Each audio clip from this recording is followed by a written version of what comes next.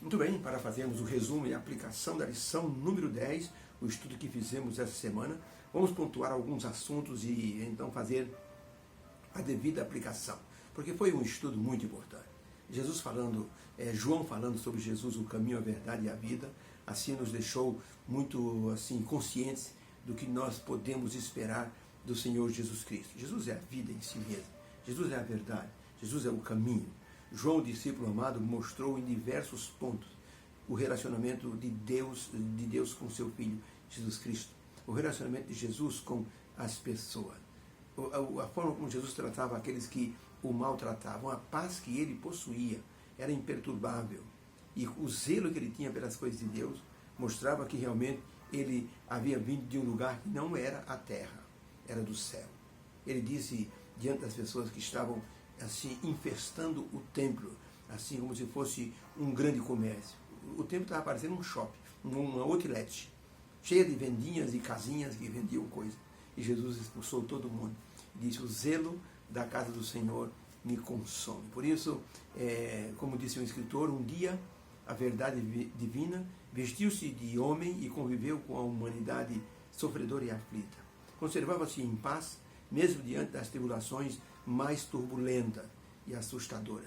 Agredido por ser a verdade, manteve-se sereno.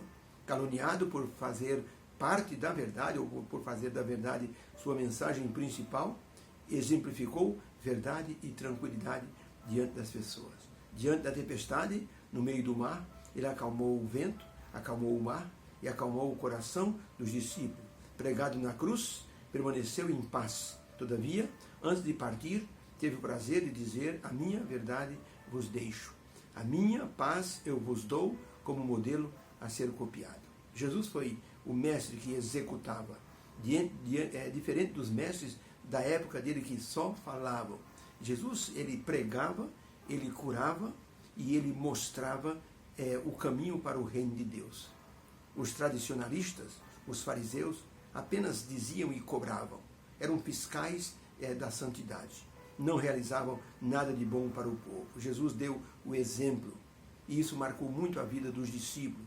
Na ceia, Jesus se preocupou com o espírito de supremacia que os discípulos possuíam, enquanto deliberavam quem seria o maior.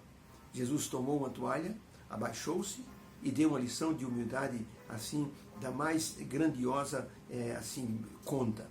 Ele lavou os pés dos discípulos e ele disse: eu vos dei o exemplo. Então vocês devem fazer isso que eu fiz com cada um de vocês. E quem quiser ser o maior, seja isso que vos sirva. Vocês me chamam de mestre e dizeis com verdade: eu sou o vosso mestre. Então, se eu, o mestre, lavei os seus pés, façam isso uns para com os outros. É a cerimônia da humildade. Diante da situação em que eles estavam vivendo, no momento da ceia, Jesus disse aos discípulos os detalhes de tudo que lhe aconteceria. Ele disse: este pão representa o meu corpo que será partido, para que vocês tenham salvação. Esse suco de uva representa o meu sangue derramado por vós. E os discípulos ficaram com o coração apreensivo.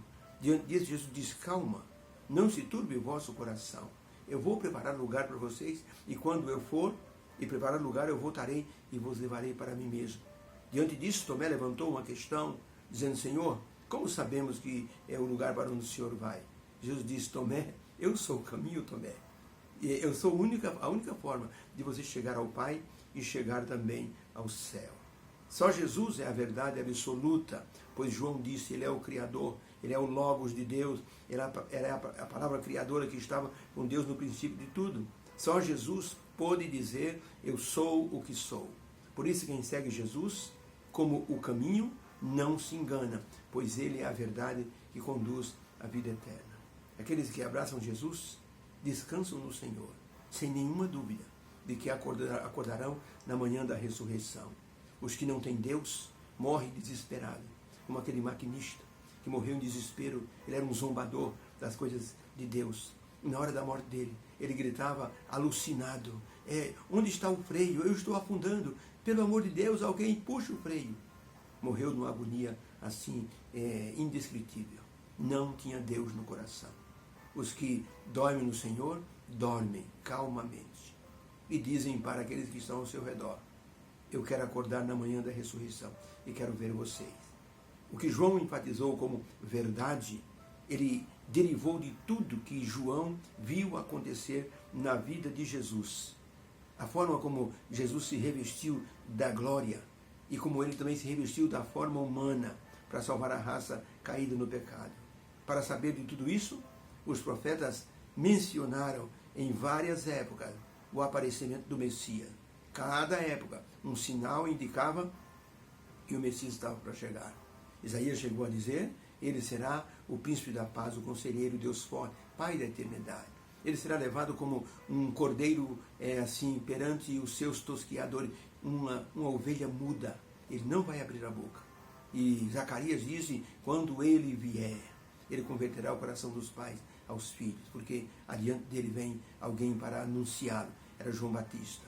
E assim os profetas foram anunciando a vinda do Senhor Jesus Cristo. E as Escrituras testificavam da pessoa de Jesus de forma clara.